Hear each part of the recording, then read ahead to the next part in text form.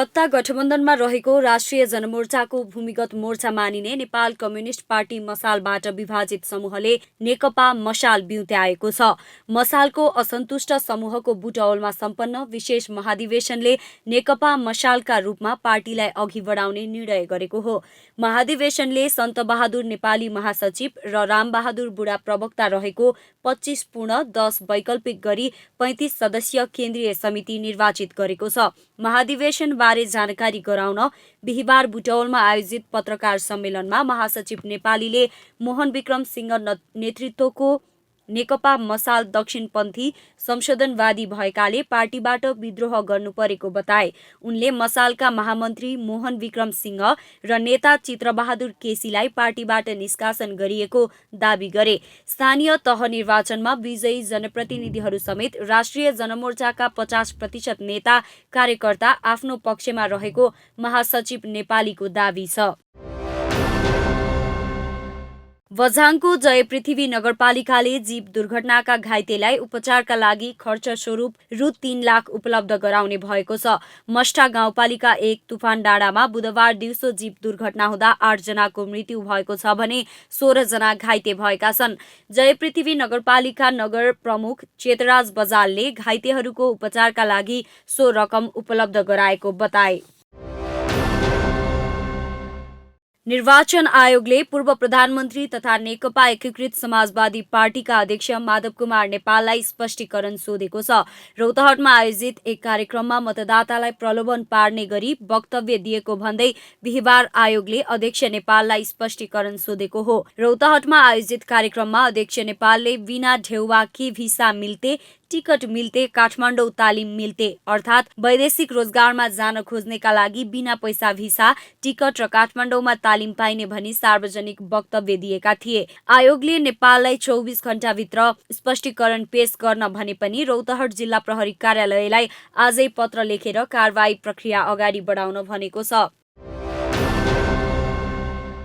संस्कृति, पर्यटन तथा नागरिक उड्डयन मन्त्री जीवनराम श्रेष्ठले चीनले गरेको विकासबाट विश्वले पाठ सिक्न आवश्यक रहेको बताएका छन्। बिहिबार ललितपुरमा आयोजना भएको China extra ordinary photo fair कार्यक्रमलाई सम्बोधन गर्दै उनले चीनले विकासका क्षेत्रमा उदाहरणीय काम गरेको भन्दै चीनको विकासबाट विश्वले पाठ सिक्नुपर्ने बताए। नेपाल चीन बीचमा कूटनीतिक सम्बन्धदेखि सरकारी स्तरका सम्बन्ध, सांस्कृतिक सम्बन्ध, जनस्तर सम्बन्ध, व्यावसायिक सम्बन्ध विस्तार भएको मन्त्री श्रेष्ठले बताएका छन्। चीनको विकासले नेपाल पनि लाभान्वित हुने र नेपालको विकासमा चीन सरकारको सहयोग अविस्मरणीय रहेको मन्त्री श्रेष्ठको भनाइ छ। चीनको जुन चाहिँ नि प्रगति छ, आज जुन उन्नति छ र चीनले गरेका जुन चाहिँ नि विकासका कुराहरू छन्, त्यसले हामी चीन नेपालको जुन एउटा सदियौँदेखिको जुन सम्बन्ध विस्तार भइरहेको छ र जुन खालको एउटा चाहिँ नि चीन नेपालको जुन एउटा चाहिँ नि मित्रता छ, त्यो जुन चाहिँ नि निरन्तर रूपमा सौहार्दपूर्ण वातावरणमा सधैँ अगाडि बढिरहेको छ। मन्त्री श्रेष्ठले कोरोना कालमा नेपाललाई चीन सरकारले गरेको सहयोग प्रशंसनीय रहेको बताए। कार्यक्रममा मन्त्री श्रेष्ठले चीनको विकास, उन्नति र आर्थिक प्रगतिको कामना पनि गरेका थिए। फोटो प्रदर्शनीमा चीन सरकारले विगत 10 वर्षमा कसरी देशको विकास गर्न सक्षम भयो भन्ने कुरा देखाइएको थियो।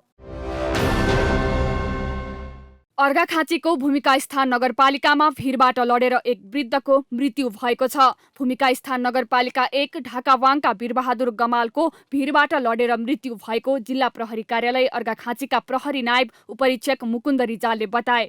भूमिका स्थान नगरपालिकाको धारापानी स्थित साइन रेसुङ्गा ब्याङ्कबाट वृद्ध भत्ता बुझेर भर्कने क्रममा ठूला खोला घोप्टे सालको भिरबाट लडेर गमालको मृत्यु भएको हो। गमालको सडकबाट करिब 80 मिटर तल खसेर मृत्यु भएको हो। घटनास्थलमा गएका प्रहरीको प्रारम्भिक अनुसन्धान अनुसार बुधबार दिउँसो करिब 4 बजेको समयमा वीरबहादुर गमाल र उनका दाजु भत्ता बुझी घर फर्किरहेका थिए। बझाङको मस्टा गाउँपालिका 1 तुफान डाँडामा जीव दुर्घटना हुँदा मृत्यु हुनेको संख्या 8 पुगेको छ। दुर्घटनामा मस्टा गाउँपालिका 2 की 13 वर्षीय सम्झना खड्का, सोही ठाउँका 15 वर्षीय रोशन खड्का, 28 वर्षीय बसन्ती धामी, 13 वर्षीय प्रचण्ड खड्का, 38 वर्षीय वीरेन्द्र अधिकारी, 7 महिनाकी बालिका दक्षिता कठायतको मृत्यु भएको हो। कञ्चनपुरको शुक्लाफाटा नगरपालिका 7 का 42 वर्षीय झरेन्द्र बोहरा र 50 वर्षीय सिन्की देवी भण्डारीको उपचारका क्रममा मृत्यु भएको जिल्ला प्रहरी कार्यालय बझाङका सूचना अधिकारी रमेश दत्त अवस्थीले जनाए। बझाङको सदरमुकाम चैनपुर नजिक रहेको डुङ्गी बजारबाट मस्टा गाउँपालिका 2 खेतकोट जाँदै गरेको सुपप्र 010001 117 नम्बरको जीप बुधबार दिउँसो दुर्घटना हुँदा 6 जनाको घटनास्थलमै मृत्यु भएको थियो भने थप 2 जनाको उपचारको क्रममा मृत्यु भएको हो। खराब सडक र क्षमताभन्दा बढी यात्रु बोकेका कारण अनियन्त्रित भई जीप सडकबाट 200 मिटर तल भिरमा खसेको थियो। जीप दुर्घटनामा पालिकाका 8 जनाको मृत्यु भएपछि मस्टा शोकमा परेको मस्टा गाउँपालिकाले आज बिदा दिएको छ। पोखरा रङ्गशालाको हातामा दिवंगत प्याराग्लाइडिङ खेलाडी निसिम थापाको शालिग निर्माण गरिने भएको छ। राखेपको बोर्ड बैठकले पोखरा रङ्गशाला परिसरमा थापाको अर्धकदको शालिग बनाउने निर्णय गरेको हो। यस्तै थापाको परिवारलाई सहयोगका लागि नेपाल सरकारलाई सिफारिस गर्ने निर्णय पनि गरिएको छ। 9औं राष्ट्रिय खेलकुद अन्तर्गत प्याराग्लाइडिङको प्रतिस्पर्धाको क्रममा दुर्घटनामा परेर निसिमको निधन भएको थियो। थापाको सोमबार रामघाटमा परम्परागत तरिकाले अन्तिम दाह संस्कार गरिएको हो। त्रिभुवन आर्मी क्लबका क्रस कन्ट्रीको इभेन्ट्समा प्रतिस्पर्धा गरिरहेका थापाको आइतबार दुर्घटनामा परि मृत्यु भएको थियो। गोर्खा घर भएका 26 वर्षीय थापा 100 मिटर माथिबाट जमिनमा खसेपछि उपचारका लागि मेट्रो सिटी अस्पताल लगिएको थियो, तर अस्पतालले उनलाई मृत घोषणा गरेको थियो। 9औं राष्ट्रिय खेलकुद अन्तर्गत एथलेटिक्सको महिला ट्रिपल जम्पमा एपीएफकी शीला चौधरीले स्वर्ण पदक जितेकी छन्। पोखरा रङ्गशालामा बिहिबार शीलाले 11.01 मिटर जम्प गर्दै स्वर्ण जितेकी हुन्। 9औं राष्ट्रिय खेलकुदमा शीलाको यो पहिलो स्वर्ण हो। पुलिस क्लबकी सीमा चौधरीले 10.76 मिटर जम्प गर्दै रजत हात पारिन् भने कांस्य जितेकी एपीएफकी रञ्जिता राईले 9.91 मिटर जम्प गरिन्। 9औं राष्ट्रिय खेलकुद अन्तर्गत एथलेटिक्सको 200 मिटर दौडमा एपीएफका शिवराज कार्की र लुम्बिनीकी निशा चौधरीले स्वर्ण पदक जितेका छन्। शिवले पुरुष र निशाले महिलातर्फ स्वर्ण जितेका हुन्।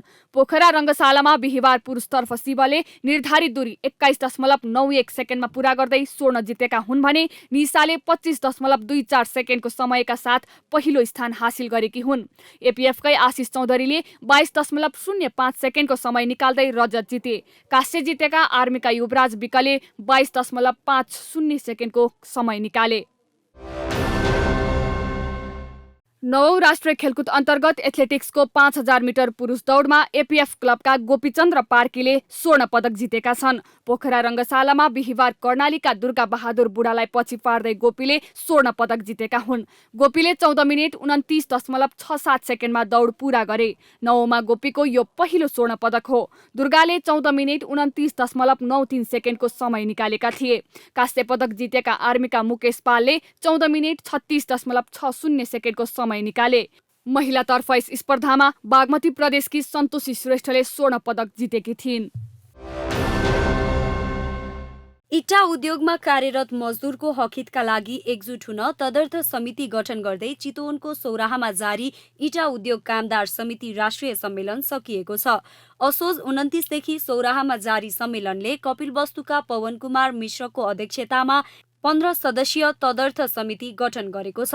समितिको उपाध्यक्षमा नवलपुरका काशीराम काफले, सचिवमा कपिलवस्तुका मनोज चौधरी, कोषाध्यक्षमा धादिङकी वना श्रेष्ठलाई निर्विरोध चयन गरिएको छ। ग्लोबल फेयरनेस इनिसिएटिभ काठमाडौँले देशभरका 40 इटा उद्योगमा सञ्चालन गरेको बेटर ब्रिक नेपाल परियोजना अन्तर्गतका कामदारहरू सौराहामा भेला भएर राष्ट्रिय सञ्जाल गठन गरेका हुन्। इटा उद्योगको व्यवस्थापन र ज्यालादारीमा काम गर्ने श्रमिकहरू सञ्जालमा सहभागी भएका जीएफआईका कार्यक्रम अधिकृत सुदीप सेढाईले जानकारी दिए। सञ्जालले श्रमिकको हकहित तथा सुविधाको व्यवस्थापन गर्ने, कार्यविधि र विधान निर्माण गर्ने कामहरू गर्ने बताइएको छ। निर्वाचन आयोगका सचिव गोकर्णमणि दुवाडीले मङ्सिर 4 मा हुने प्रतिनिधि सभा तथा प्रदेश सभा सदस्य निर्वाचनमा देशभरबाट 1,79,88,000 570 मतदाता सहभागी हुने बताएका छन्। राष्ट्रिय समाचार समितिसँगको सहकार्यमा चितवनको भरतपुरमा आयोगले आयोजना गरेको मिडिया अभिमुखीकरण कार्यक्रममा सचिव दुवाडीले देशभरका 10,892 मतदान स्थलका 22,227 मतदान केन्द्र मार्फत मतदान हुने बताए। निर्वाचन आयोग अन्तर्गत करिब 700 कर्मचारी मात्रै कार्यरत रहेको भन्दै सचिव दुवाडीले निर्वाचन सम्पन्न गराउनका लागि सरकारी कर्मचारी तथा शिक्षकहरू परिचालन गरिने बताए।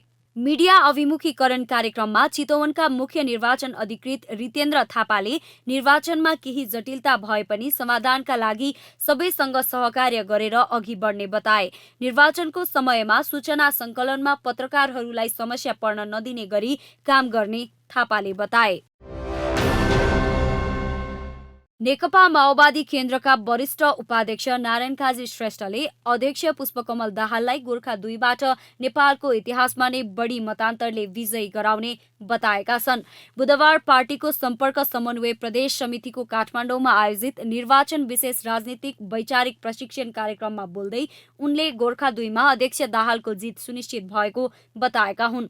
अध्यक्ष दाहाल युवा अवस्थामा गोर्खामा शिक्षण पेशामा आबद्ध भएको, जनयुद्ध सुरु गर्ने पहल गोर्खाबाटै भएको, नेपालको एकीकरण गर्ने थलो गोर्खा भएको लगायतका विभिन्न भावनात्मक कारणले गर्दा गोर्खाबाट उम्मेद्वार बनेको उनले स्पष्ट पारेका छन्। त्यस्तै समृद्धि र समाजवादको मोडेल तयार गर्ने उपयुक्त थलो गोर्खा भएकाले अध्यक्ष दाहालले गोर्खा रोजेको उनको भनाइ छ। अहिलेको कार्यभार सामाजिक न्यायको समृद्धि हो भने त्यो समृद्धिको मोडेल र समाजवादको मोडेल तयार गर्ने ठाउँको उपयुक्तता पनि गोर्खा नै छ भनेर गोर्खाबाट समाजवादी क्रान्तिको नयाँ मोडेलको सुरुवात गर्नको निम्ति, समाजवादको भ्रूण तयार गर्नका निम्ति, समाजवादको नमुना थलो तयार गर्नको निम्ति मैले गोर्खा जान्नुभयो।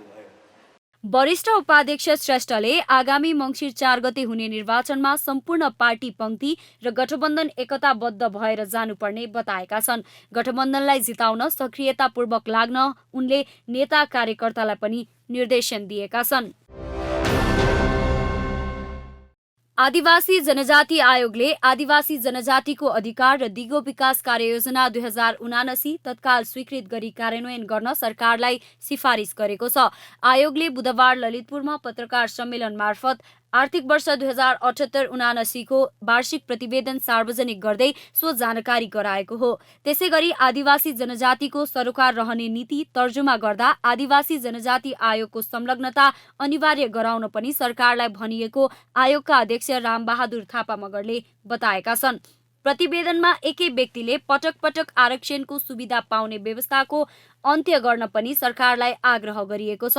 एउटै व्यक्तिले आरक्षणको सुविधा पटक पटक पाउने अवस्था अन्त्य हुने गरी नीतिगत व्यवस्था गर्न सरकारलाई सिफारिस गरिएको अध्यक्ष थापा मगरले बताएका छन्। सामाजिक तथा आर्थिक रूपमा पछाडि परेका समुदायको समानुपातिक समावेशी प्रतिनिधित्व सुनिश्चित हुने गरी समावेश गर्ने एवं आरक्षण सम्बन्धी वर्तमान नीतिको पूर्णबल हुनुपर्ने, एकै व्यक्तिले पटक पटक आरक्षणको सुविधा उपभोग गर्ने अवस्थाको अन्त्य गरी एक पटक तथा महिलाले जन्म र विवाह दुवै आधारमा दोहोरो सुविधा पाउने अवस्थाको अन्त्य गर्ने। आयोगले आफ्नो वार्षिक प्रतिवेदनमा आदिवासी जनजाति समुदायको भाषा, संस्कृति, वेशभूषा, प्रथा, परम्परा, पेशा झल्कने खालका श्रव्य दृश्य सामग्री तयार गरिएको नेपाल सरकार, प्रदेश सरकार तथा स्थानीय तहबाट विगत 5 वर्षमा सञ्चालित आदिवासी जनजाति सम्बद्ध कार्यक्रमहरूको पनि अध्ययन तथा विश्लेषण गरिएको जनाएको छ। पहिरोका कारण 2 सातादेखि अवरुद्ध जाजरकोट डोल्पा सडक खण्ड अझै सञ्चालनमा आएको छैन। पहिरो हटाउने काम पूरा नहुँदा डोल्पा जाने यात्रु र पर्यटक समस्यामा परेका छन्। विभिन्न ठाउँमा खसेको ठूलो पहिरो पन्छाउन सडक सब डिभिजन कार्यालय चौरजहारीले काम समेत नथाल्दा यात्रु जोखिमपूर्ण यात्रा गर्न बाध्य छन्। घुम्नको लागि आएको हो, बाटोमा समस्या चाहिँ पहिरो सहिरो गएर मान्छेहरूलाई हिँड्न सहज भएन। त्यो बाटो साटो अब सफा गर्नुपर्ने हो। अब अहिले नबनाएको बाटो चाहिँ चुनाव आउँदाखेरि त बाटो नबनेको बाटो चाहिँ अब अरूचोटि बन्ला भन्ने त कल्पना नगरे नि हुन्छ। सडक अवरुद्ध भएपछि मोटरसाइकलमा डोल्पा घुम्न आउने दर्जनौं स्वदेशी तथा विदेशी पर्यटकहरू बीच बाटोमै थुनिएका छन्। कतिपय पर्यटक खर्च सकिएर आफूले ल्याएका मोटरसाइकल लगायतका सरसामान बेचेर खर्च टार्न बाध्य छन् भने कतिपयले मान्छे लगाएर मोटरसाइकल लैजान थालेका छन्। सडक अवरुद्ध भएसँगै डोल्पामा मालवाहक गाडीहरू आउन छाडेका छन्। दैनिक उपभोग्य सामानको मूल्य समेत महँगिन थालेको छ। निर्माण सामग्री नआउँदा विकासका काम समेत प्रभावित भएको छ।